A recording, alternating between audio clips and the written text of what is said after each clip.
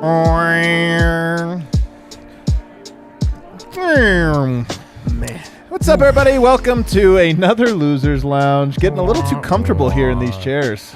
Little too. I feel like I'm settled in. I know where everything's at. Like, I don't want to have a Losers Lounge persona, but like I have one down. You definitely have a persona I have too down. much time. It's not feeling good, man. The Nuggets fall to the Pelicans, 113-105 at home. Their third straight loss. Right when we thought they had turned a corner on the season, everything was turning up good. Jokic, dominant in the month of January. He's pretty dominant tonight, too, for stretches. You think they turned the corner, but no. The Pelicans, not a very good team. Not a team that was coming in with a lot of momentum. But Herb Jones, my guy, dominates the night, and they get a win. I got Brendan Vogt with me. Herb Jones and Jackson Hayes, by the way, 9 of 9 from the field, 22 points. Malone said before the game, guys, one of the keys was points in the paint. That was indeed one of the keys to the Pelicans' victory. Yep. We're going to talk about that. I got over here, I got Superstar Dev. I mean, just like there's tough nights. That was not a tough night. That was a very bad loss. And also, like, just improbable. So many improbable things. Like, the guys that went off for the Pelicans, Jokic, only having 2 shots in the first half, just things that you just don't expect. Definitely a lot, and I don't really think anybody's blameless tonight. I mean, Jokic really has a great game, but we're going to talk about him. Like, it's just a weird start to it, and he's kind of been known to do this a little bit lately, like over the last two or three. So we're going to talk about all of it. I want to start, though, as Michael Malone talked about, hey, we have a couple points of emphasis tonight. Points in the paint dominated tonight. The Pelicans got whatever they wanted in the paint. Second chance points. Not quite as bad, as maybe some of the other areas there. And then transition. They even let them get loose for some transition points here. So Denver not, either not prepared or incapable of stopping, I think, the most important parts of it. And I think I don't know what Michael Malone has said post-game yet. Harrison Wynn's at the arena. He'll be joining us in a little bit, sharing that perspective. But I have to imagine Malone is going to be very heated in this one. This is the exact kind of loss, Dev, that I think drives him up a wall, because pregame he did, in fact, circle those 3 things. There's no doubt that it's what they talked about coming into the game. And there was also just some poor effort from a lot of guys tonight, I thought.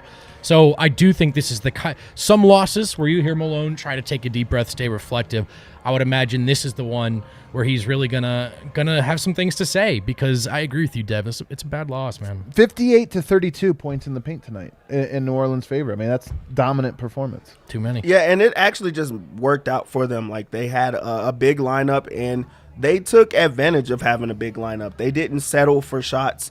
Actually, I felt like guys just really stepped up on their side of the ball. Like, definitely just doing the right things. Like, Ingram takes his 20 shots that he's going to take every single time because he's their best player, but also he goes for 12 assists in the game. They got Jackson Hayes goes for 11 rebounds. Valanciunas rebounds the ball well, and he also just, like, seems to get under Jokic's skin because, like, me and Vogt was talking about earlier, he's the one guy that, like, not one guy, but he's a guy that's not afraid of Jokic, and I think that gets to Jokic's head. So guys stepped up on their side and did not overplay, and I felt like the Nuggets just did not adjust to any of it. Definitely did not adjust, and it was a weird one. I mean, one of the stories tonight is that the Pelicans were really hard doubling Jokic early on, and for whatever reason, like, Denver tonight made a lot of threes. They outscored the Pelicans by 33 points from three-point line. They had 11 more threes at home, and you make 11 more threes than your opponent, and you still lose. And I just felt like, for whatever reason, Jokic got real passive with that double team tonight. We saw it in the third quarter. Jokic got upset about something. I don't know what it was, but he got, I think, at the officials. And he started to dominate. He started to take over and force it, and you're like, there it is. Okay, Nuggets are going to win this one. But it was actually a little too late, and we've seen dominant Jokic so much this year right from the tip, and it sets the tone. He didn't do that tonight for some reason, and it's like you start playing with fire, all of a sudden Jackson Hayes goes perfect, Herb Jones goes 8 from 10. All of a sudden these things start to go opposite you and you lose. So I feel he shoulders, even though he's the DraftKings Sportsbook king of the game, even though he is by far the DraftKings Sportsbook king of the game, I still feel like he shoulders a little bit of responsibility for how tonight went. Yeah, I feel like he reverted back to, like, the Jokic of old. So true. So true. He's still dominant. He's still doing, everything that the team needs him to do, later in the game. But there has to be something that triggers it. Yeah. He has to be pissed off, or he has to have something, like, to get into it. And I think that's what was different between MVP Jokic and the Jokic that we've seen to begin this season is every single night he thought that he had to be the best player for the Nuggets to have a chance. tonight it didn't feel like, or it didn't look like early on he thought that he had to be the best player for them to win, and it kind of backfires. You don't want to put the blame on him because he did have an incredible game, but also if he sets the tone early, if he attacks early, he changes the outcome of those type of games, or at least puts them in an advantage going into the second half, where Pelicans now have to adjust, or Pelicans now have to switch who they have guarding him, or whatever the case may be. I just felt like it was an old Jokic night. Jokic took the 4th most field goal attempts on the team tonight. And as much as there were some moments where you're like, especially Will Barton, trust me, we're going to talk a lot about Will Barton because it's a trend now. But even though there were moments where it's like, hey, they're not going to him enough, when they did go to him, he just was a little bit, he'd hold the ball, he'd wait for the double to come and then kick out. You know, sometimes you got to put the pressure on them and say, hey, I'm going to go before the double team. I'm going to force the issue here. I'm going to make these things easier, these rotations, because one thing New Orleans has is length. This is another team we're seeing with length. We're seeing Denver struggle with length a lot lately. They had the length. They would double him but still recover. Denver was not generating open threes on some of these kickouts. So I do put a little bit of this blame tonight on Jokic, and I hope that we get back to the Jokic we had in the month of January where he was just forcing the issue every time. Yeah, I mean, not going to call him the problem, but, you know, he wasn't tonight. He wasn't the solution. Right. It was an absence of something where that was the Clippers game, right? Where he had a couple moments in the third quarter where double team or not, the Euro stomp on the drive and the legal shove get off of me. He had it late in the game. That's what I'm saying, though. You do, like, Jokic doesn't need our help here, but you do start to go, man, I appreciate the cerebral nature of your game. You can do that every time. Yeah. Now it's probably exhausting, and I will push back a little bit and say he was deferring so much in the first half because guys were hitting their shots. Right. You know, the offense was fine. They couldn't get a stop to save their stops, lives. So I don't necessarily dislike Jokic's approach. It's just he wasn't who he was in that Clippers game, and they needed it tonight. You know, no AG is a big absence. They still need to win that game. I'm just sort of talking about what's required from Jokic then when you learn he's out. And I don't want to belabor the point either because, like, I'm bringing up the point for Jokic because he has saved the team in this spot so many times, and tonight he didn't. But you're right. He wasn't the problem. He just wasn't as much of a solution as he usually is. That's why he's the MVP. Our expectations are through the roof. If we do get into why the team lost tonight, and really the concerning reason, they just can't guard, man. It's really bad. They can't guard, and it's been a trend for a while. And I will single out a couple guys, but the first one we're going to start with, you know, Will Barton's had a rough stretch tonight. And you look at the numbers, 17 points on 8 of 15 shooting. That's not bad, although he did lead the team in field goal attempts tonight. 4 rebounds, 2 assists, 3 steals, 1 block. He filled up a stat sheet with a lot of different things. But there were just some key moments here. One sequence in particular I'm thinking late in the game, great defense. 3 seconds left on the shot clock.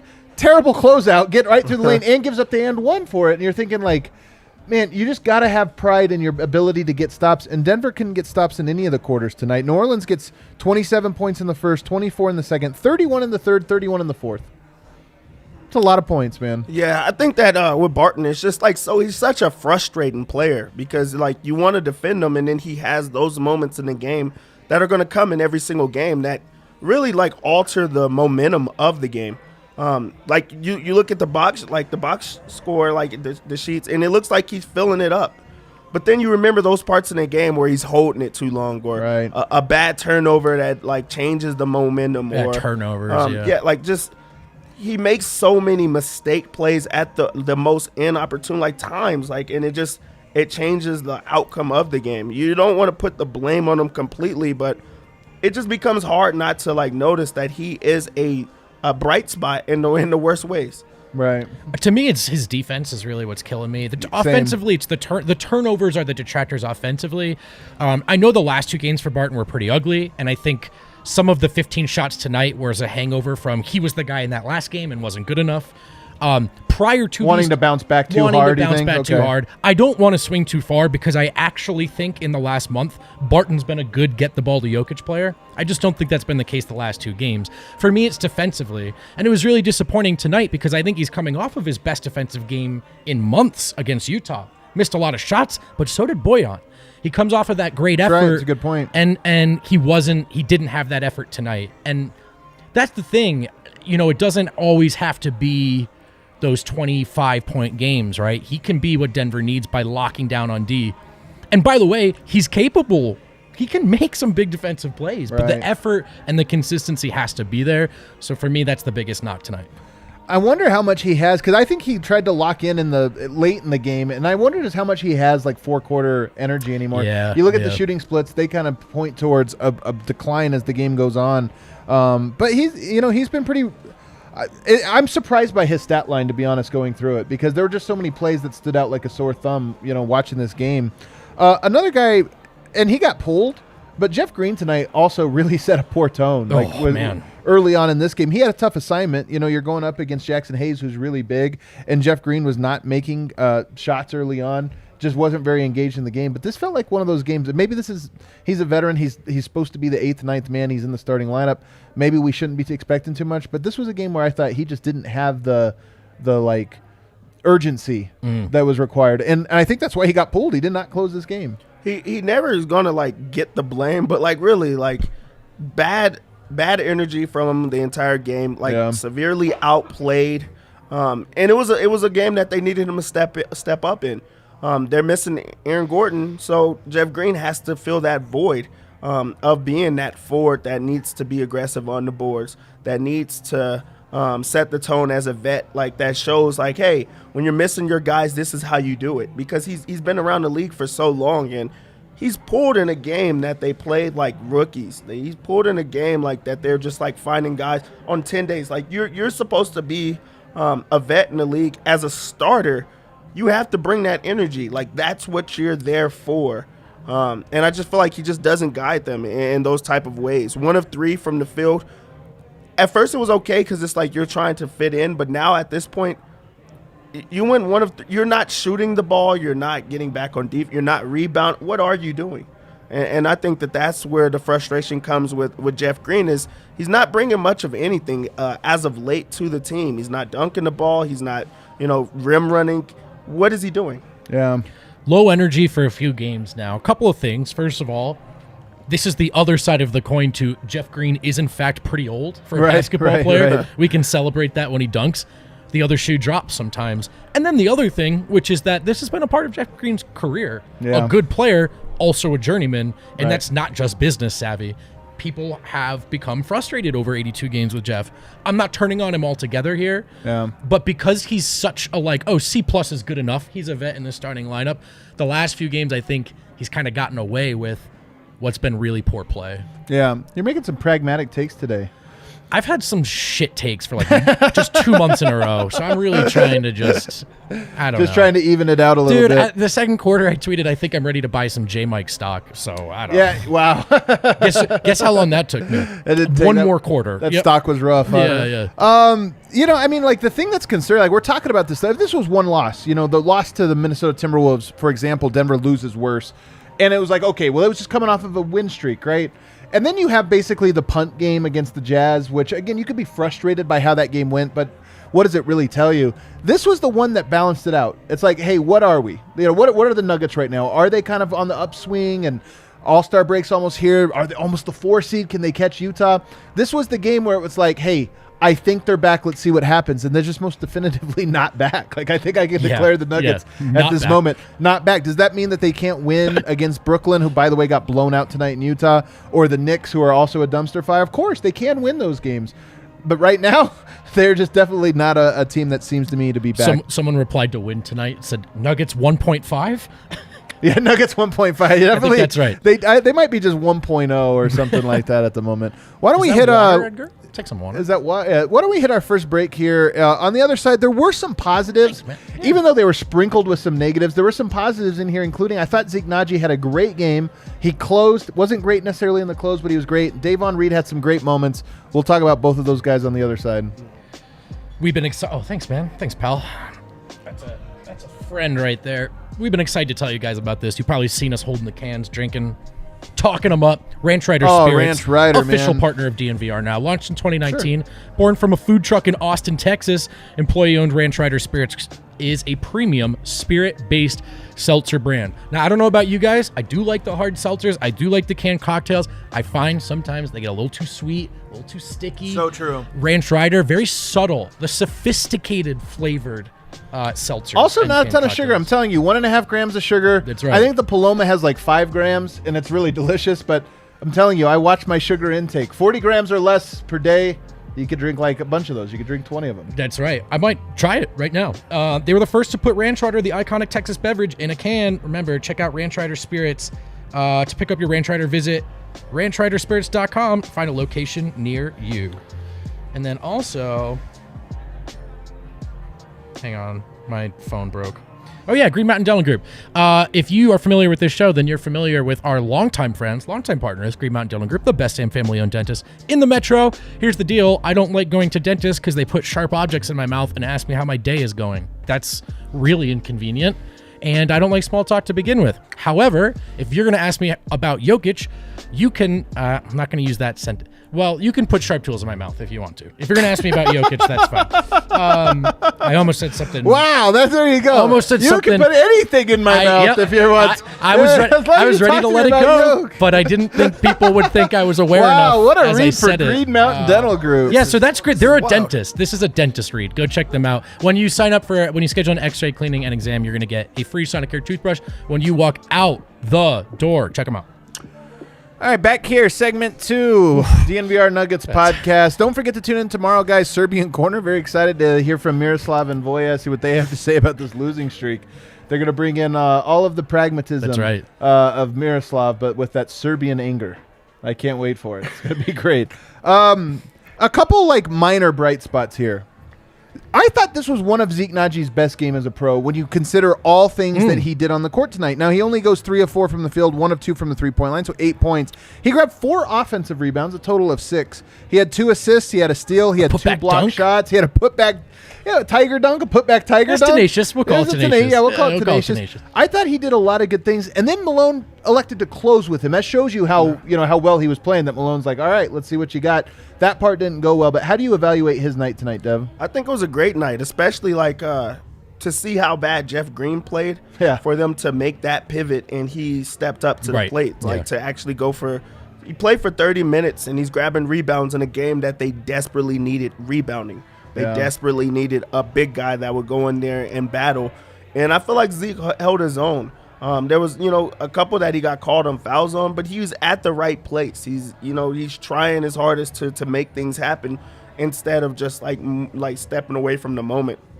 The 3-point shot was there. He got put back dunk where we have not seen. So it's starting to show that he's actually trying and being aggressive in that matter. And he's getting better, slowly but surely he's getting there. And that's what you want to see out of a guy like Zeke. So big game from him. Oh, is it to me? Yeah, I agree. I thought he was great. My biggest Zeke take right now is what we've been saying for a few days, guys.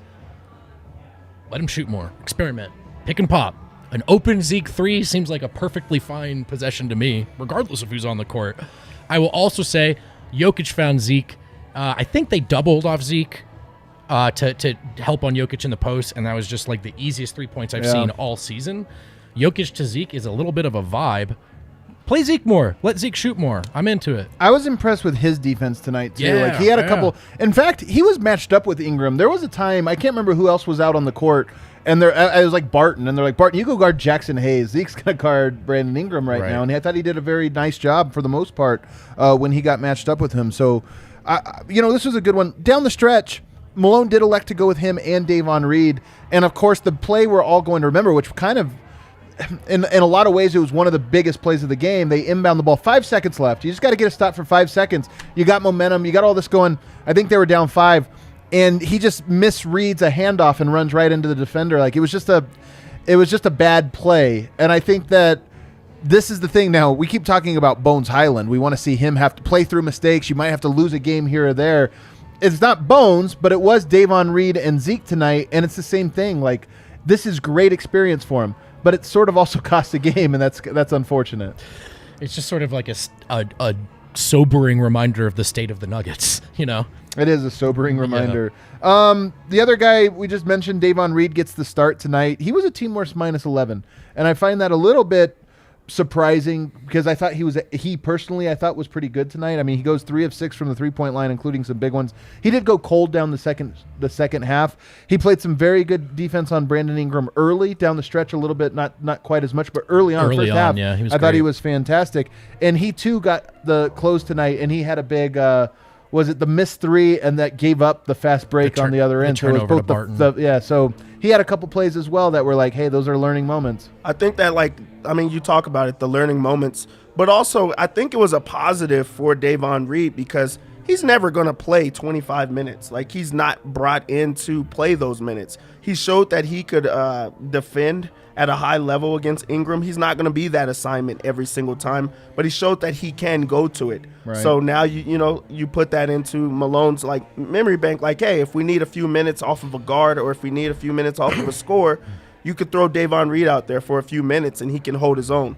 Where we got to see was how tough it is to play in this league. Davon Reed is a really good player. He's not going to be able to sustain that for a very long time. I agree with that, yeah. Until he actually gets that. So it was a learning moments right there, but he just has to get better and he has to learn how to close a little bit better as well.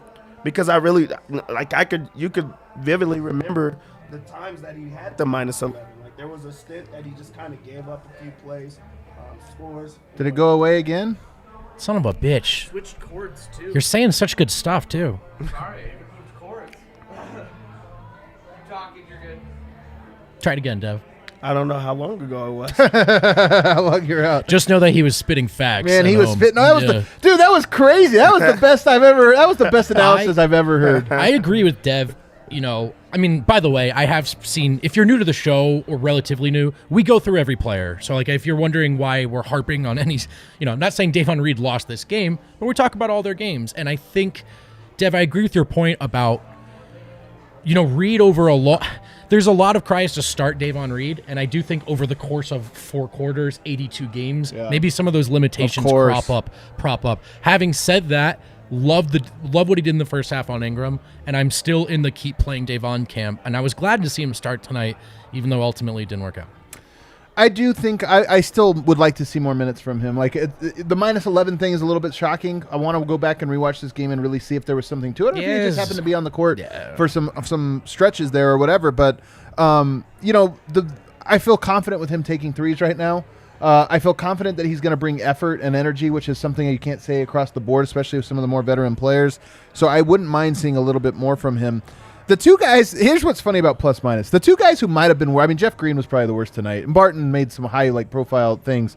Two guys that I thought were terrible are the two guys with the best plus minus tonight. Austin Rivers and Bryn Forbes combined to go 3 of 16 tonight. They were actually real bad. Denver. If you take away that 3 of 16, Denver actually had a pretty hot shooting night and scoring night. But those two guys, Bryn Forbes, he really. I've talked about the people.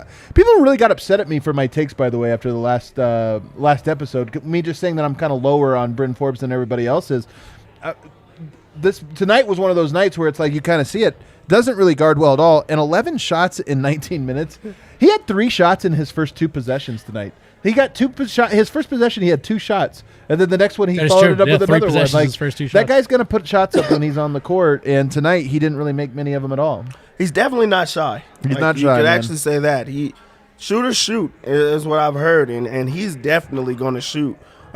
For them to go 3 for 8 in a game that the Nuggets went 19 from 41 3-point line, that's actually pretty wild. And especially for their plus minus, that means that they was just riding the hot man when they were in, even though they're just continue to shoot. But just those two kind of don't mix.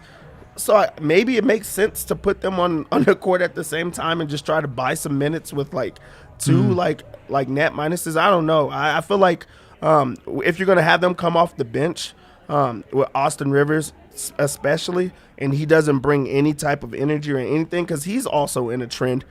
Those minutes could go to someone else. You could bring Facu in for those type of minutes. Careful, dude. You're saying Facu's name after a loss on a Friday? Well, we're gonna get to Facu later on here in a second. We're gonna get to Facu. But I feel there's other ways that you could try to win those minutes, or you could try to get some type of production or energy from the team. So Austin Rivers and Bryn Forbes, very, very bad nights.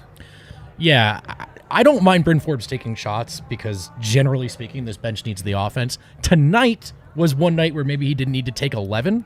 Everyone was playing well. But look, hindsight's 20/20. The thing with Bryn is he just, I truly I've been in Denver for 4 years now. Of all the guards I've seen come in and out, Forbes is the worst defensive guard I've seen.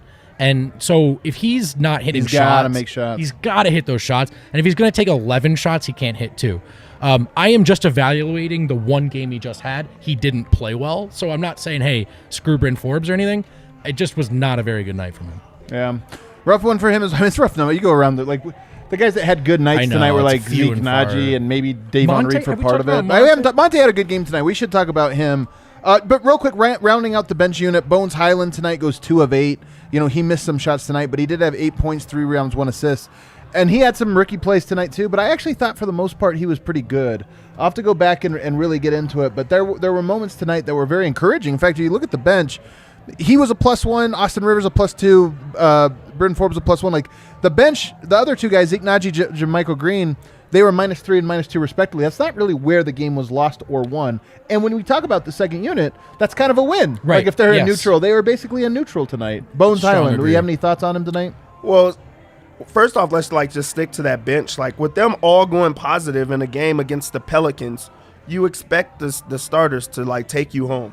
Yeah. So they did, even though Forbes and Rivers didn't have a great game, even by Bones in that, they at least did exactly what they were supposed to do. So the starters have to bring them home. Right. As far as Bones, he's going to have these moments. And also we just talked about it with Davon Reed. These are learning moments for him.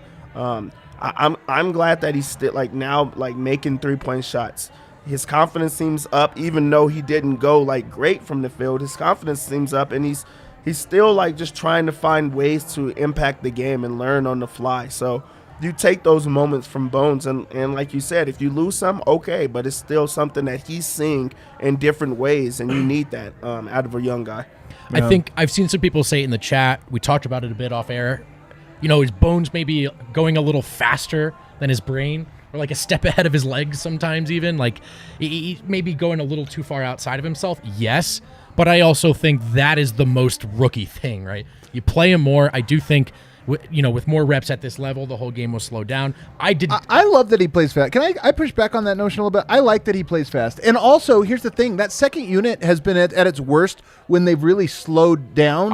They can't score in the half court consistently. Right. So I think it's actually kind of important for him to get out and play fast like that. I agree with you. I'm not saying it's poor process. I'm just saying it's still sloppy. And it's something he'll get better at playing fast and staying more controlled. And that's one of those things you iron out with minutes. Bones was good tonight, I thought. I just think right now his focus should be getting into the teeth of the defense, making them collapse. The threes are awesome, but to me, the best Bones is when he's penetrating and other actually healthy offense occurs for the second unit. I thought Denver as a team did a poor job of that tonight. I mean, this is part of why the points in the paint discrepancy was so wide. But even look at the assists tonight. I mean, we said offense wasn't the problem. Just 22 assists tonight. We've been seeing 30 assists steadily when they have really been winning. And I think that part of this was just that they weren't really getting the good offensive process, and some of this is just yoke. But putting that pressure on the rim and making the defense really have to rotate is a big part of it. Yep, I agree. Monte Morris, the only guy we haven't talked about, and he was actually pretty good statistically. 6 of 12 from the field, 5 of 8 from the three-point line. 5 threes is a lot of threes from Monte. Dude, he hit that one. That was a crazy three. I didn't know he could do that. I don't think he can. That was Everybody awesome. gets lucky sometimes. Monte was great in this game. The shots falling. He also just he looks really confident right now, and he looks like he's in a zone. It seems like the Nuggets run through him when they just need a basket that's not from Jokic, and he makes it happen. He's also starting to be the guy that takes the shots late in the shot clock, which we've seen Barton do a lot of the times. Monte has been that guy that's okay, I'm going to create because not many other people are going to create. He took care of the ball, so no turnovers at all in the game. 4 assists, so he got people involved. And he's also just a great entry passer. He's going to make sure that he gets Jokic the ball when no one else can, which is wild to come from your smallest player, but he finds a way. So Monte's been good, and he's been in his zone for a few games, and it's good to see him still continue to knock down shots. Look, Monte's starting alongside Jokic offensively. It works. It's not Jamal, but it works. And we know that. The thing about Monte, and I feel like I'm doing this too much because he's playing well, and he had a good game tonight, but he is part of that problem defensively. We talk about Barton, we talk about Bryn Forbes. It is really easy for guards to turn the corner on all of these guys, including Monte. So his defense has to be better, but I've said this before and I've written this before. I don't know if that's an effort thing. I think Monte might just not be big enough, strong enough. So offensively, though, he's good, and he's been good enough, and good to see the threes fall for sure. Monte, I really am. It's startling how big. I know they had Devontae Graham, but they really did have some lineups out there that are just so long, just so big. And what do we have here? Well, Nick just did us a huge solid. Oh, hell yeah. Some super chats coming up later on. But he just was, sometimes he'll get matched up with a guy where he plays really good defense. The guy just Euro steps around him to the basket, and I just felt like there was a couple of those tonight. But overall, he wasn't the problem. I will say, I think tonight was about effort and energy, and I don't know what it is. Long road trip, you get back home. Maybe you're a little still road weary from that or what have you. I'm not trying to make excuses because you're a pro. You got to overcome it. This was an important game. It's a bad loss either way. It was a bad loss. You should have got this one. But I do think that this game came down to the X's and O's. There's little things here and there. I just think a lot of it came down to they just didn't play very hard. They didn't play like a team that really wanted it. And you saw the Pelicans after this game. That game meant a lot to them. Yeah. They definitely were feeling it. In fact, when they scored the final bucket that really sealed it, half their team was on the court waving towels, almost like pointing at Jokic, basically, kind of being like, "We got you, we got you." You know who the big winners of that Portland trade are, other than the Clippers? It might be the Pelicans. Yeah, they have an opportunity. You're right. I think they're very excited right now, sneaking to that play-in. Let's talk about that because we talked in the pregame. We talked about the potential Harden-Simmons trade, which I think will likely happen. Brooklyn, Denver's next opponent. Maybe it'll happen in between, and they'll be super shorthanded. Who knows? But you look at what the Clippers have done, adding Norman Powell today. They added Robert Covington. Now, both of those guys, I think, are really good when they are your fifth or sixth best guys, which is what they are going to be there. I suddenly look at that Clippers team and I go, thankfully, they're so low in the standings that I don't think Denver's going to match up with them in the playoffs. But I look at them and I think, that Clippers team is a sleeping giant to me. They are a really talented team, and if they get anything from Paul George, if he comes back, I think they're really good. If somehow, I don't expect it, but if somehow they get Kawhi Leonard and Paul George back, I look at that lineup and I go, they've got a bunch of 6'8", 6'9" dudes that can switch everything, all can guard, all have to be guarded on the perimeter. The Clippers, to me, are a team that I look at and I go, I'm very envious of what they've built. They're really dangerous when you look at the guys they have because they have a lot of interchangeable guys. They have guys that are two-way players, but also they'll be able to give the other guys, time off. Because when you come back from an injury, you're going to need that. Yeah, and also, that's a good point. You're going to just need them to get into a flow and things like that. And you don't lose a lot with Norman Powell and Covington because they play good defense and they fit what Tyronn Lue wants. And they also fit that Clippers organization. So it's great right now that the Clippers are so low because if they weren't and they had guys coming back, that's real hope that they have over there. But just look, moving forward, next year they're going to be dangerous. The year after that, they're going to be dangerous. And they made themselves that much better just because of how much they brought in. So that's a good trade for them, really. You talk about Denver's title window, not just this year but going forward. That Clippers team to me is lining up to be a team that if they get healthy, that's going to be a real tough team to go around. They got what I consider to be the best coach or second best coach, top two coach in the NBA alongside Eric Spoelstra. Yeah. They've got some really switchy, great defenders all over the place. They probably have the best 5th, 6th, 7th, 8th players out of anybody in the NBA. And they can beat you one-on-one. And by the way, their number 1 and 2 players are pretty good as well. So they have a really deep and really, really good team. I do think I'm going to hold out a little bit on, Clippers do still have a lot to prove. Kawhi and Paul George together, coming off of major injuries. Of course, of course. Kawhi is not exactly like a spring chicken, This year, it's not so much this year. It is more about what does it set him up for the next season. To me, the biggest difference is Lue, and you talked about that. Oh, of course. That Clippers team, if Ty Lue's the coach, I love the double 3-1 comebacks. It may not have been a second one. Yeah. So that to me is a big deal. But they still have something to prove. We got to see how those guys heal. Yeah. The other side of that is Portland, man. What the heck? That is a team that, over the last 2 years, has completely dismantled their roster. And this is a division opponent from Denver. This is a team that Denver's matched up in the playoffs now twice out of their 3 trips. I honestly look at that team and I go, I don't know how you get out of that. I really don't. I wonder if Damian Lillard is actually – we always talk about he's probably going to be there a long time. CJ McCollum might be getting moved this week before the trade deadline. Portland, I don't understand it. I honestly don't see a way out for them unless they just completely reset. That's the only answer, like, for them is just like a complete new team, complete new look. Like, how horrible does it have to be over there? McCollum probably is excited to get out of that. It's a toxic environment. Dame every summer says he's not good enough in some coded language. Yeah, and every single way, like their leader is even a different type of leader. Like, there's a lot of things like that you hate about it, and then you look at today and you're just questioning why. I really don't understand the why behind making a trade like that. Tax, but that's such a wave of the white flag. Yeah, they just they just gave up, and it's a tough spot to be in. The more I'm curious if this trade deadline is going to have a little bit more fireworks than we originally anticipated. I mean, first of all, if the Harden deal goes, that's a major shakeup that changes the way we talk about the title odds for really both teams going forward, Brooklyn and Philadelphia.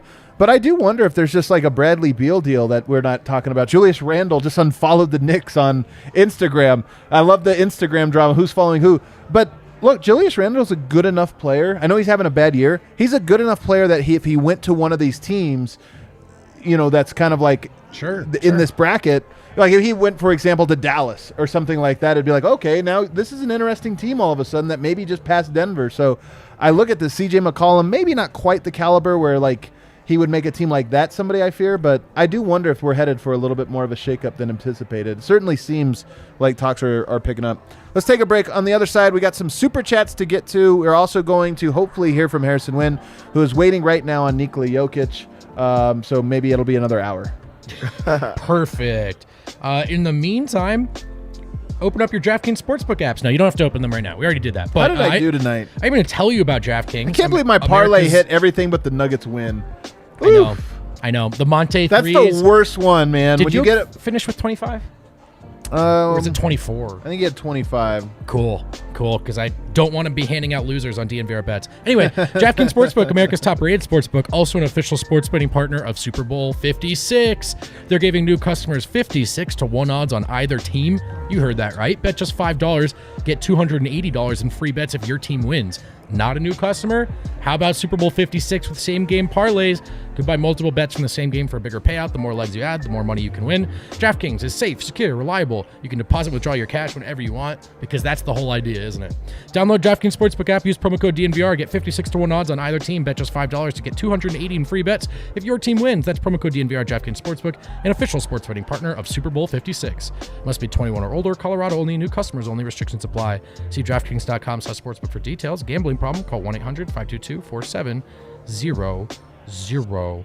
And heading into this weekend, if you are a diehard Nuggets fan, you may find yourself inclined to visit Lightshade, Colorado's premier dispensary. It's been a stressful year, but if you go into Lightshade, you can get 25% off your entire order, and they have 11 locations now in Colorado, and I am scrambling to find the read, and I can't find the read, so I'm just going to tell you to pick up Ripple products while you're in there.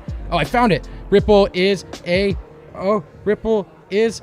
fast-acting, dissolvable, clinically proven to hit 2 times faster than the leading gummy. Where can you find it? At Colorado's premier dispensary, Lightshade. And we're back. And we are back. Before we hit the super chats, I do want to point out one thing for our fellow Argentinians here. The Nuggets are now 2-3 since Facu got benched. You are starting shit. just gonna kick something up here.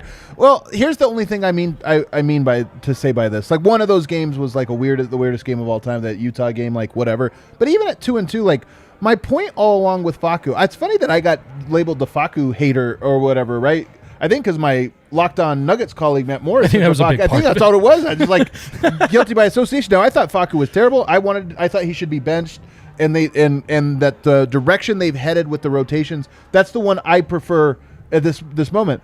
But my point all along was that Bones wasn't going to be able to save the lineup. JaMychal Green wasn't going to be able. DeMarcus Cousins wasn't going to be able to save it. And I think now just like saying Facu, take him out, everything solved, it's clearly not the case. Now, that bench has been better for the most. That Minnesota game aside, the bench actually has been closer to a neutral, this or that. But nonetheless, Denver, we talk about not being able to get stops. That was one thing Facu, for the most part, could do. So do you guys have any thoughts here about Facu's out of the lineup and Denver's losing games they probably shouldn't? So I'll say, I feel like the bench has not been the issue as of late. Right. That hasn't been the issue. I agree. And I feel like, there was time when Facu was there that it was the issue, or it's like something that you could pin on. But I feel like it hasn't been there lately. But when I look at a game like this where the Pelicans didn't have, big guards, the Pelicans didn't have good guard play today. He could play and give you energy in those type of games, especially when you're on a 2-game losing streak. You need some type of spark.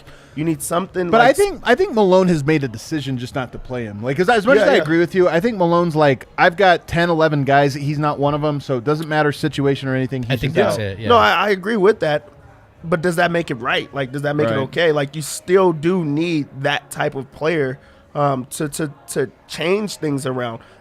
Really, you go off of a long road trip. You come back home, so you could play them in that aspect. You also have fresh legs. You play them in that aspect. You also need some type of spark just to get yourself going. Play them. So there's times that you could play him, and it doesn't even have to be only him. It could be Marcus Howard. It could be other guys. Or Harrison Wind and Eric Weedham's take. Play him only at home. Yeah, but there's just other ways that you could get things going when things aren't going well, or when you need some type of change. A change of scenery does that, and bringing guys in could spark it in a different way. Yeah, I mean, I still think you got to ride with Bones, and the bench hasn't been the problem, right? Everything you just said is true, and I think everything you just said is why Malone likes to play him. And had Bones maybe looked horrible tonight, maybe we do, but he didn't, and we didn't, and I think that's right. I do. You're right, Adam, that this validates those of us who were screaming from the mountaintop. Probably not just the third string point guard. Oh, there's so many he was total scapegoat. And by the way, Barton, who's been really bad, also a scapegoat. Where it's it's his fault. Everything it's got to be someone's fault. Come on, man. But he I could agree. Be bad. Someone in the comments I think summed it up really well. Facu wasn't the problem, but also looking at this, is he the solution? Yeah, the answer's still no, I think. What about this one? DeMarcus Cousins, available tonight but did not play. Now, that could be injury-related, that they're buy him 2 more days, he'll probably be even better. But, Jermichael Green, Zeke Nnaji, DeMarcus Cousins, one of those guys is probably out. Do you think Boogie would have helped tonight? I think it would have helped as far as the Pelicans wouldn't have tried to just go inside every single time. They would have looked and known that it would not have been easy for them to just crash the boards every time or be able to get inside of the paint. So that does change up the fact that they lost this game inside. He would have helped. And also with Boogie, I'm not a huge Boogie guy. I think that if you give any good center in there, it changes it in that regard. He's a big body that knows how to play basketball, so it would have changed it. Yeah.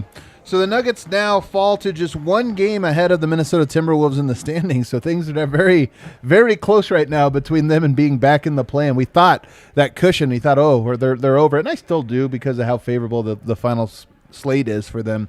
But it's a far cry from when they were just 3-4 games up in the loss column less than a week ago. Yeah, definitely. I do want to – Boogie not playing tonight wasn't terribly surprising, given that the Pelicans have those 2 bigs in their starting lineup, and Hernangomez did not go. Right. So I'm not terribly surprised. I'll bet it had more to do with the injury. But also the injury is a factor, and that part is a bit concerning. He was a game-time decision, so you have a fully healthy, ready-to-go Jermichael Green, and you have a game-time decision to Marcus Cousins. My guess is Malone just wanted to see a day of him at practice or shoot-around before giving him a full go. So. Also, there's been it wasn't great tonight, and I got ahead of myself. There have been some sneaky good J-Mike appearances lately, too. And I think Malone, J-Mike is a Malone guy at this point. He's won with him, and he's going to want to, won in regular seasons, first rounds, you know what I mean.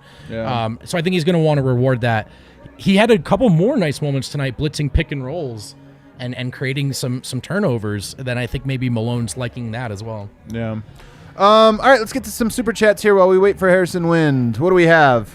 Some real sickos today. Oh, Patrick says Malone said he didn't play him because of the injury. There you go. Nick Trumbo says, Super Chat for $50. Our homie, Nick. Did he have a comment? Did he screw up? I'd hate for him to. No comment afterwards either. Just a homie, man. Incredible. Thank you for that, Nick. Incredible. Serbia trip. It's Nick right here. Drop it now. I'll save it. Was that you? That was an in-person Oh, that's what it was. He's here's a guess. I didn't. Well, you gotta what say. part Yeah, of us pointing at him for the last 10 minutes wasn't? Yeah. You guys have no. Thank you very much. You know how many things I'm doing while we're doing this? Come on now, guys. Yeah, I was He telling works you. really I was hard. telling He you. works I really thought hard. you were pointing at the screen that said Super Chat. And I was, I was like, pointing oh, at. wow. I was pointing at the human being right behind them. All right, Nick's in the house for us tonight. Thank What you, else Nick. do we have here?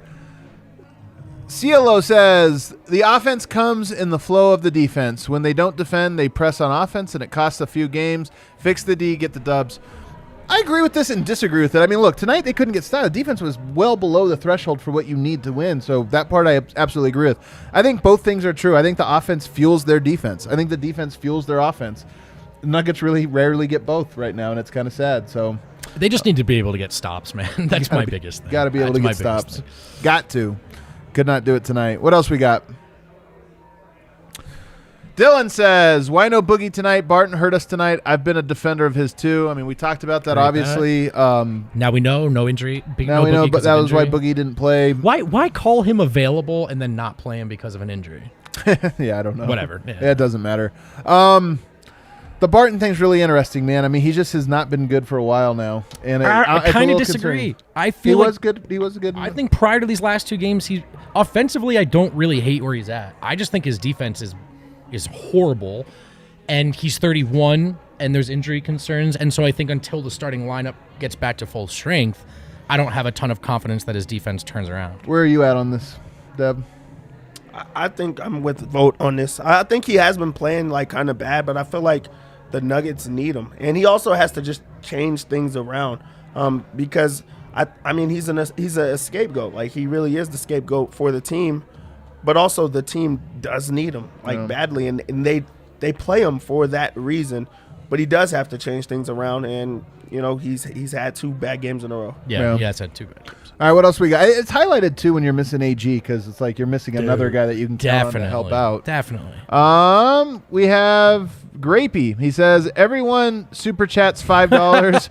We'll have enough to buy out Gary Harris. It's That's so an true, awesome man. Super chat. We got to get Gary Harris. Dude, contract year Gary could win you a title, so it might be. Can't believe how much we miss Gary Harris. It's so funny, man. I do want to just calmly, like, just for perspective, those games when Yoke's out and we're like, all right, maybe Barton can, and he didn't in that last one. It probably wouldn't look great if it was just Gary Harris dribbling around out there. I do want to, like, it wasn't great when they traded Gary him. Harris the weirdest player, man. Like his career arc is just the weirdest. Is he thing. good? I don't know. Me I have no either. idea. No idea. Literally no ideas. Any final thoughts you want to put on this game here before we go around the association, Dev?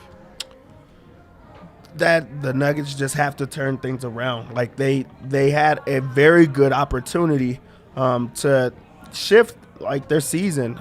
We saw the Nuggets 2.0. They go and take that loss, and it really just like changed things. You can't take a loss to the Pelicans, especially after losing 2 straight. So the next 2-3 games, they really do have to change things around. And it also, I'm not going to say it's like must-win games, but you have to like put your foot down and try to get back right. Also, fingers crossed for Aaron Gordon. You just really want that to not be a serious injury. That's a great point. So dude. like maybe you do like rest them for a little bit until maybe after the break or whatever you have to do to like save the season. Yeah. I don't know if must win, must vibe. Must vibe games coming up. Like there might be 2. No one wants to hear this from us, and I think it's a bad loss. There is like Malone, Hastings, like NBA lifers do say, there is something to that first home game back. It's an extension of the road trip. Don't think that's a good enough excuse for tonight. But does that answer the question of why did they look so sluggish? So can they come back out, play a home game like a home game, and give us some vibes? Because man, the 5-0 win streak in one ear and out the other. That's not in through our fingers. In two. It was there, and now it's not. And one in the hand now. Yeah, it's been a while. The Nets have been terrible. Nets, I think they've like 6 or 7 in a row. They have their own turmoil. KD missing. This is a game that's like it's the vibe off in the worst way.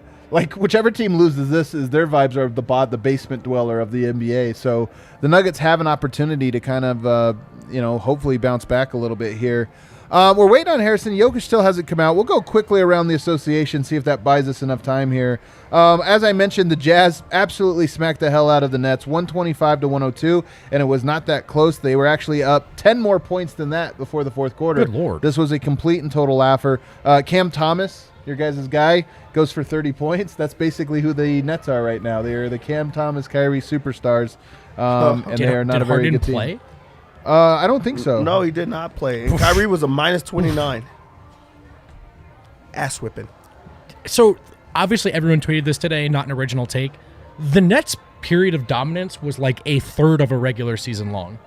Less than that. It was really just a postseason. I mean, like the postseason, they came very close to beating the Bucks, who won the title. Yeah. So there is an alternate universe where they won the title last year, Kevin but Durant has a smaller foot. it doesn't. It ends up not happening. In the And now end. you look at him, and I mean, they get Ben Simmons though. It's all different. Like that changes everything. He's a really good player. Yeah, that's one more star that might not play games for them. Actually, might change nothing. It might Yeah, just it's be the just least more happiest the place on effing earth. same. You get also the Nets are just so weird. Like they have no culture as a team, like as an organization. Dude, Nobody's- I think a lot about Jeff Green's comments when he got to Denver. You don't know. He said, I'm looking for a little stability. Just looking for things to be a little normal. Man. Paul Millsap, the poster Oh child my of God, stability, you're right. dips out before the Yeah. trade deadline. Wow. I mean, I think people are like, hey, I thought we're professional basketball players. Like, what's this? I'm telling you, I'm rooting for this. Like, I want the Yeah. Lakers and Nets both to just like completely burn to the ground. So that's like, all right, let's end this stupid era. Like, let's end it, man. It's so Didn't work. annoying. Let's see. So he's going now. So we only need about maybe 5-7 minutes of kill time here before Harrison can get Brother. up. I'll tell him we'll wait. The Spurs beat the Rockets. Go ahead and run with that one, Dev. The Spurs win that game in a blowout. Yes, Blowout they did. fashion. Yes, they did. Good talk. Take a look at the stats there. Look at Our that. guy, Josh Christopher, has a pretty good game. He has 23 points off the bench for the Rockets. That team's not good. They're just not a good team. Keldon Johnson, I'm a fan. Are you? First off, like he has the best like last name like I've ever heard of, and it fits. It's but like the most popular name in the world, Dev. You're not Johnson? like it's not like You your are one of family or something. Like, yeah, 100,000. there's so many, so many. Give me two other Johnsons in the NBA. well, Cam, Joe, he's in. Joe He played Johnson. He's not Joe in. Johnson. He's not in. for the Celtics. You guys Hey, are talking still about there. old stuff, Still man. there talking about old But stuff. no, like really, like that Spurs team, like they got a lot of 6 guys was in double digits in that game, plus minus monsters in a blowout type of win. Like that's a good team. Like not a good team, but like they're on the up and up. I like that team. You got the Raptors beat up on the Hawks, by the way. Raptors might be back. The Hawks might also be back, although they lost tonight. By the way, in the spirit of the day, does anyone know who hit the dagger 3 for the Raptors? Take a guess. Gary Trent Trent Jr. You're a Gary Trent fan, aren't you? Dude, he's good. I remember the Blazers traded him for Powell, and I went, are you guys sure? I know. Like, as a Nuggets fan, I'm terrified of the other So guy. him and MPJ go back to high school where they have a rivalry. And honestly, yeah. man, remember he kind of gave MPJ gave him the the business business. a little bit. He's- So yeah, it's a good. he's a dog for sure. He plays tough. He's got an He's a insane good player. confidence. I like that guy a lot. Raptors don't miss, man. They don't miss. All the defensive guys had big games tonight. Like DeAndre Hunter has 23 points in the game. huh? Like how does him and Yeah. Herb Jones have like monster like scoring games? Would you rather have Herb? We were arguing this with Merchel. Would you rather have Herb Jones or Bones Hyland? You have to remember, if Herb Jones was on the Nuggets, he wouldn't be playing either. That's a good point. If Bones Hyland was in New Orleans, he'd probably be playing 25 minutes a game. Herb Jones plays defense. He does. And the Nuggets desperately need defense. I mean, Like, Herb Jones that's is... That's a tough question to ask. And he's like a 6'7" like shooting guard. When he makes his threes, it's like you're like, this is the perfect player. What's going on? Bones has been, I'm sorry, what's his name? Herb Jones. Herb Jones has been a better player, and he's had a great year. But Denver needs that guard right now. Remember, if it's not Bones, we're back Yeah, to the right old now. option. Like right now. Right now, yeah. I'd still go Herb. Wow. Herb He- Jones would be a Jokic player, man. Just guard, and He whipped some ass tonight. if he makes threes, he's an incredible player. Also, by the way, the Raptors have the thing where they don't allow fans in, because of COVID, like Canada extra tight with their restrictions. It's jarring, man. You go back Ooh. and watch those games, you forget what Don't it was miss like. that. It is such a... When you see every other game is full stands, and then you see there, you're like, wow. It's just Drake. Yeah. Can you imagine if it was just us four and then Vicky? That'd be hilarious. with a bag That'd of actually candy. be hilarious. Vicky. Yeah, that would be rough. That Raptors team, I don't understand them. Me I neither. feel like they should be a lot better than They're what they kinda are. Like, I like a lot of their guys, like Barnes, Anobi. I like Siakam. I love Van Vliet.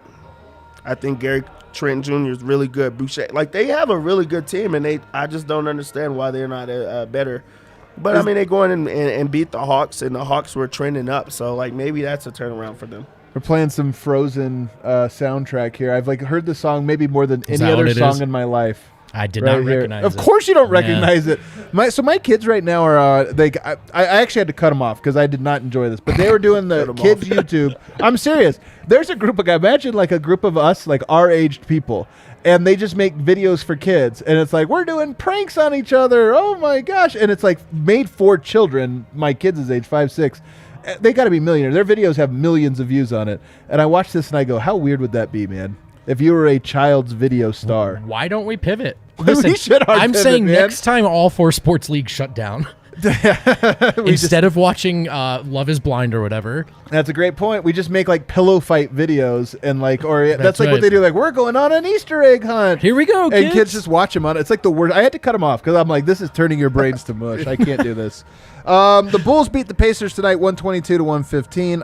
Bulls, my sneaky side piece team. 36 points for Vogt, 17 rebounds. Karis LeVert went for 42, and I haven't heard that name. Ooh. That's a name I haven't heard in a while. Wow. 36 points, 17 rebounds is it's a monster game, man. Also, Troy Brown is still in the NBA. Like, is yeah. that the one Troy from Brown the Wizards Jr. still? Yeah, Troy Brown Jr. I didn't know he was playing like Jeez. that. Like, the Bulls have, like, even when guys go down, they have so many other guys that can just step up.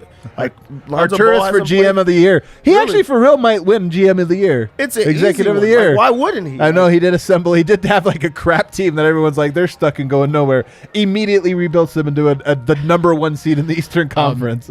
By the way, is it Ao or Ao? I know Ao.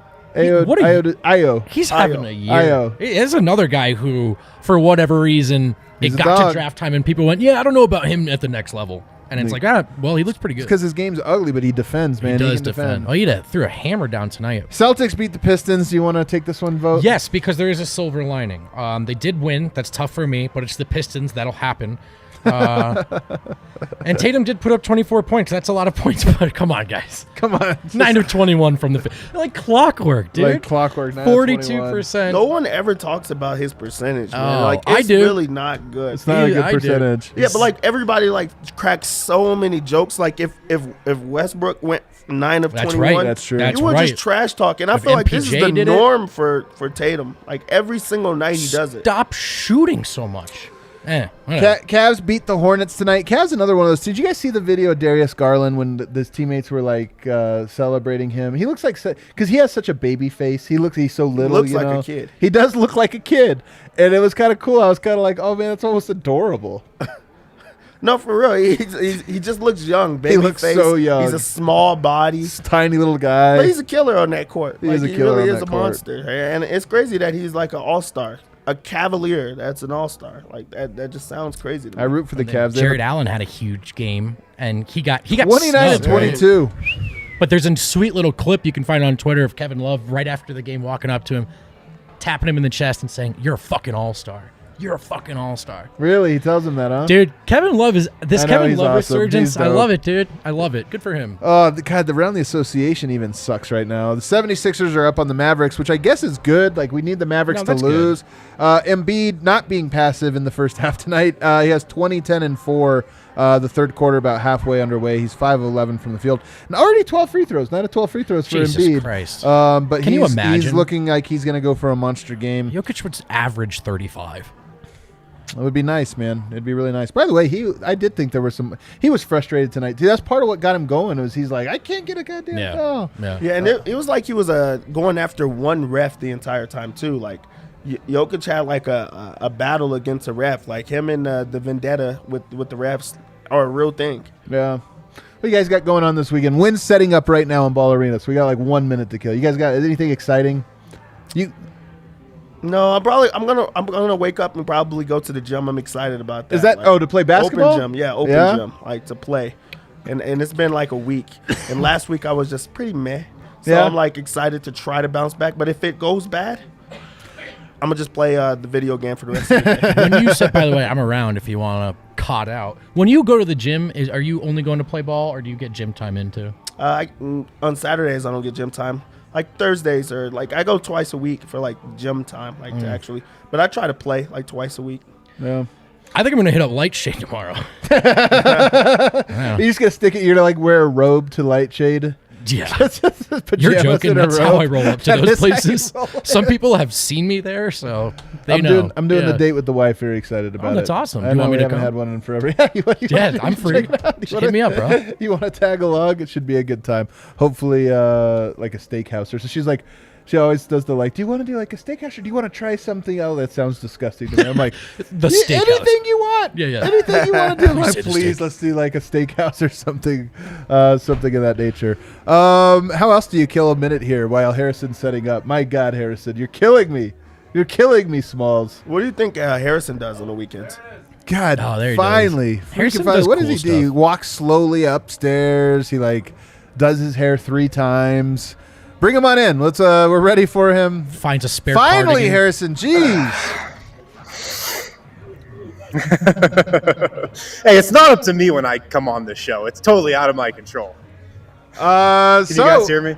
Yeah, we can hear you. I like that you have this red tint to you right now. You look like the devil. That's like reporting live from hell. Harrison Wynn. Oh yeah, you really do. As Lucifer. Give us exclusively bad news. Yeah, just give us. Yeah, start with the worst, with really bad and get worse. Oh, there we go. No, so Harrison, we all feel like this is a really bad loss. Not just like a, like this one feels like a really disappointing pivot for the Nuggets on what we thought was some momentum.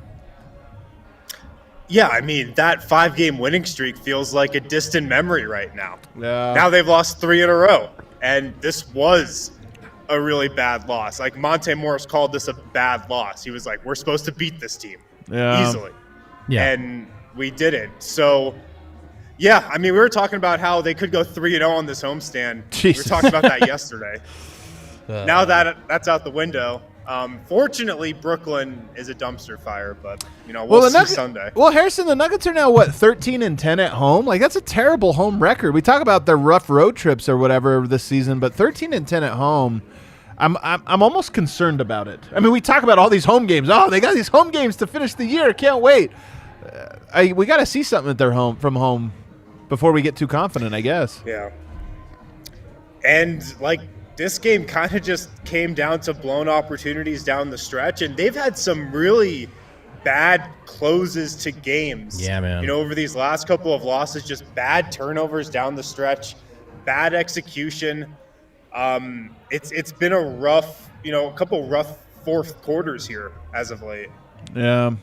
Well, take us. I have to imagine Malone was in such a good mood just in the pregame. I have to imagine he'll never be in a good mood again. Is he going back to his old self after this one? Like, we were joking pregame when he was in a good mood. He's a different man also now, but nope. maybe that's not working. Malone Definitely 1.0. Yeah, we're by the way, we're back to Nuggets 1.0. We're back. Yeah. We are back to Nuggets 1.0. Michael Malone just came in, said flat out, they killed us in the paint. I think I got the box score right here, actually. We talked about it. It's a lot of paint. It's like 58. 58. 58 points in the paint for New Orleans. He said Herb Jones dominated us tonight. Herb Jones had 18 of his 25 in the fourth. And they were all easy baskets, it felt like. I didn't realize he had that many in the fourth. That's wild. Tons of stuff at the rim. Malone said he had 18 of his 25 in the fourth. My God. Denver had 7 turnovers in the fourth as well. Only 15 for the game, but 7 of those came in the fourth. I think that led to 9 Pelicans points. And then he called the defense in the second half embarrassing. Third quarter, New Orleans shot 65%. Fourth quarter, they shot 73%. So true. Malone said that's not even remotely close to being a team that is giving forth the necessary effort on defense. And then he said there were 18 shots in the first half that Denver didn't even contest. Man. That's something that the Nuggets track. And just New Orleans got off 18 shots where Denver couldn't even give a contest. Yeah, I mean, it felt like it, man. This was a really weird effort from them tonight on that end of the court. It was so disappointing. Yeah. He had some good things to say about Zeke, though. He said Zeke's getting a great opportunity. He's rebounding well. He had a few good defensive possessions. Rebounding it, shooting it well. He's working hard. He's busting his hump, is what Malone said. All right. Okay. We also talked to Monte tonight, and like I said a couple minutes ago, he said it came down to effort. He thought New Orleans just wanted it more. He definitely thought this was a bad loss. He said we're supposed to wash this team, and they just handed it to us. He said down the stretch, turnovers just killed us. And he also shouted out Zeke, and I asked him kind of where Zeke's shown the most growth as of late. And he said Zeke's being way more vocal now. You know, he's yelling out stuff on defense. He's understanding the game a lot more, and he thinks that's showing. All right. Well, that's good. I'm glad he's entering the circle of trust a little bit more. That's encouraging. That's the high point right now. Yeah, that's what it seems like, at least. I mean, that was the one probably silver lining from tonight. Zeke had a real nice game, closed the game down the stretch again. And then Monte was talking about Bones and how he's been playing backup point guard. He said he's been in Bones' ear, just giving him tips, just giving him advice. And his kind of overarching message to Bones is like, make sure to always get the team into something, even if it's just a basic play. Make sure we're organized, make sure we're running something every time down or close to every time down. He said he's growing in that role. He's got the talent to score, and he's definitely going in the right direction in that backup point guard role. That's good. That's good to hear. So, look, the little silver linings here with the young guys. So that's interesting to hear. Yeah. Then we talked to Nikola Jokic as well. And a weird vibe from Nikola tonight. Definitely was not in a good mood. Wasn't really in a good mood to answer questions either. Pretty much said they were living in the paint. I asked him about the Nuggets' effort tonight. He said his effort wasn't where it needed to be. And then he was talking about Zeke and how he's growing. He said Zeke's just trying to do the right thing. He's showing a lot of effort. He's being really aggressive on offensive rebounds, which he liked. And he's defending well and making shots. So another nod to Zeke from Joker tonight. Well, there you go, man. So people feeling Zeke. That's kind of encouraging to hear. Weird about Yoke, because he does do these emotional funks or whatever, and I hope that's not what he's falling into. I hope it's not one of those, because I agree with him. I agree with his assessment. He was not very engaged tonight early on in this game for some reason, and it might have cost the team. Yeah.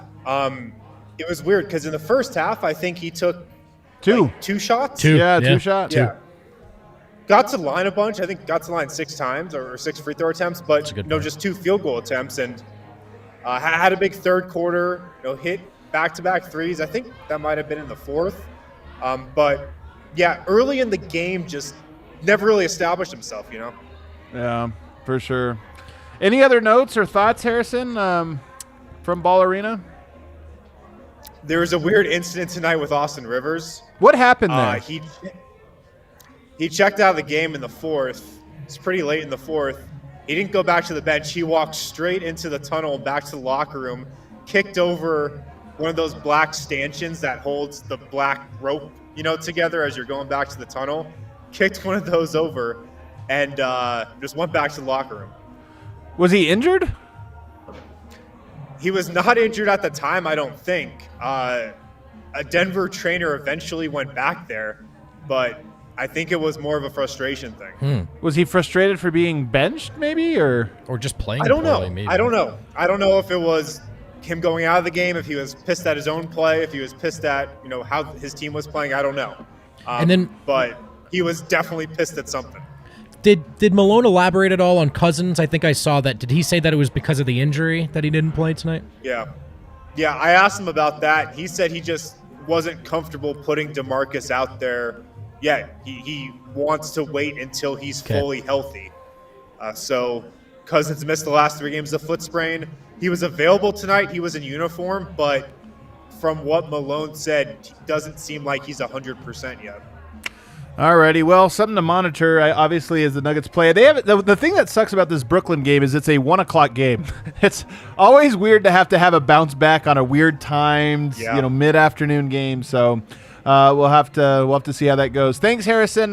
Get back safe from the arena. We'll see you on Sunday. And that does it here, guys. We might as well get out of here and get into our weekend. No longer lingering in the losers' lounge. Let's just go home. What are you going to play? Some Call of Duty? You said. Right. Yeah, that's what we do. All right. You're not invited, bro. I can't play? You are not invited. Why is that? Because you probably still have an Atari. There's no way that they have a COD on an Atari. You don't even know about the Atari. I actually used to have an Atari. It was I a believe pretty cool little joystick game.